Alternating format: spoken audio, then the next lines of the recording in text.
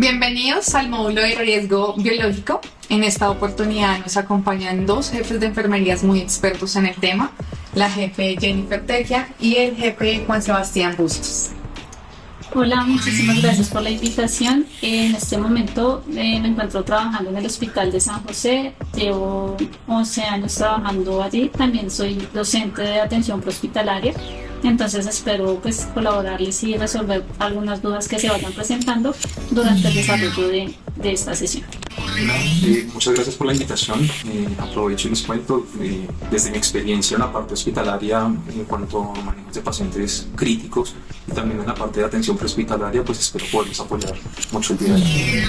Muchas gracias a ustedes por la participación. Vamos a iniciar pues con el punto de partida de definir qué es riesgo biológico. Claro que sí. Como lo decían en el podcast, el riesgo biológico se define como la posible exposición a agentes microorganismos que pueden dar lugar a esas enfermedades tanto al personal de la salud como al paciente y a sus acompañantes. Si tengo un contexto en el ámbito prehospitalario y ese paciente no tiene fluidos y no manejo o no hago ningún tipo de procedimiento, ¿igual se considera un riesgo biológico? Claro que sí. Una de las normas precisamente de la bioseguridad es que toda atención debe ser considerada como potencialmente infectante. Puede que tenga exposiciones o no, debe tratarse de la misma manera. Perfecto. ¿Nos podrían dar de pronto algunas situaciones específicas en atención prehospitalaria del riesgo biológico? Bueno, pues es importante y cabe resaltar que al ser una actividad netamente asistencial siempre vamos a tener como ese riesgo de presentar un accidente biológico. Entonces pues es importante tener en cuenta este punto inicial. Hay muchas situaciones como por ejemplo cuando nosotros tenemos un paciente combativo, al ser una situación que no es controlada, el paciente pues puede presentar agitación psicomotora, puede descanalizarse, puede salpicar sangre, incluso pues si tenemos un cortopunzante cerca al paciente lo puede coger, puede lastimarnos. Entonces puede llegar a presentarse ese tipo de accidente biológico. Al ser pues una situación como mencionaba antes que es compleja y no es controlada. Otro ejemplo claro es, por ejemplo, los accidentes de tránsito, que son muy comunes en la atención prehospitalaria. Ahí tenemos varios factores que generan un riesgo. Los elementos que se generan, por ejemplo, de los vehículos, vidrios rotos, latas, la tensión del paciente, donde podemos tener exposición a fluidos. En el caso de que no, igual seguimos expuestos a agentes microorganismos que tenemos dentro del vehículo y con el mismo paciente. Bueno, es decir, ese riesgo nos acompaña en todo el ámbito prehospitalario. En todas las atenciones en salud. Exacto. Una de las recomendaciones generales es el lavado de manos. El personal prehospitalario nos pregunta mucho qué hacer en esos lugares remotos, cuando estamos en la base, cuando no hay un acceso pues fácil para hacer todo el proceso o el procedimiento del lavado de manos. ¿Qué recomendaciones nos daría? Es importante tener en cuenta que el lavado de manos no lo podemos reemplazar por ningún tipo de estrategia que se venga manejando, a pesar que sí hay algunas técnicas que limitan o que disminuyen la presencia de microorganismos, pero pues el lavado de manos nunca lo vamos a poder reemplazar. Tenemos que tener en cuenta que se han generado algunos materiales como por ejemplo las bases de alcohol glicerinado, las bases de clorexidina, que pues son muy útiles, se encuentran tanto en líquido como en toallas. Entonces pues es lo que podríamos recomendar si no tenemos, como mencionaba anteriormente, el lavado de manos.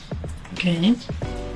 Como lo decía Jennifer, me gusta dar ejemplos desde la parte desde la experiencia. En el caso de las ambulancias siempre contamos con la salida desde un punto y llegamos a otro punto. Entonces esos son los momentos donde podemos realizar el lavado de manos con agua y jabón, y durante ese espacio del traslado podemos utilizar lo que es el jabón, el alcohol glicerinado y los geles antibacteriales, que también nos ayudan a disminuir la posibilidad de transmisión. Según esa definición, dentro del ámbito prehospitalario, ¿en qué situación puntual nos vemos sometidos a ese riesgo biológico? Listo. Dentro de la atención hospitalaria, un punto muy importante es el hecho de que no podemos controlar esos factores que generan un riesgo. Te voy a dar un ejemplo claro y es un accidente de tránsito. Cuando se presenta un tipo de accidente de tránsito, la atención debe ser inmediata y podemos encontrar objetos cortopunzantes tanto dentro de los vehículos y así como la exposición a fluidos corporales de los pacientes a los que vamos a atender. Y ya que la atención es inmediata, pues es muy difícil de controlar la exposición. Okay. También partiendo del punto de que la tarea digamos, de atención prehospitalaria es netamente asistencial, todas las actividades que vayamos a realizar se va a presentar algún tipo de riesgo biológico. Por ejemplo, un paciente comativo, ¿sí? Se presenta mucho y al ser una situación que no está controlada, tenemos un altísimo riesgo de generar algún riesgo biológico. También tiene que ver mucho con la parte de la limitación de los trabajadores. En muchas ocasiones es solamente 1 o 2 trabajadores los que están brindando esta atención. Esto hace que aumente el riesgo porque pues digamos que se va a ver limitado el trabajo y que se ejecute de una manera en algunas ocasiones insegura por este tipo de actividades que realizamos. Tenemos otra pregunta y es sobre el tema de limpieza y desinfección. Entonces me gustaría pues que primero aclaráramos como esos dos términos. ¿Qué es limpieza o a qué le llamamos limpieza y a qué le llamamos desinfección? Claro que sí. Hay una diferencia, es que la limpieza es la limpieza que se hace de manera rutinaria y la parte de desinfección es aquella que busca eliminar precisamente todos los microorganismos que pueden generar algún tipo de transmisión tanto a los trabajadores como lo dije anteriormente a los pacientes o incluso a sus acompañantes. Desde el punto de atención hospitalaria pues existen muchos protocolos y existen muchas guías, pero siempre es importante podernos enfocar en el lugar de trabajo que tenemos actualmente. Es decir, el Ministerio de Salud, por ejemplo, nos propone muchas guías para el manejo de estos procesos, pero nosotros los podemos adaptar al desarrollo de nuestras actividades. En ese orden, o sea, sí tenemos una guía, un protocolo que sería la del Ministerio de Salud. Tengo entendido que cada entidad maneja su propio protocolo de limpieza y desinfección. ¿Hay alguna otra guía de ese tema?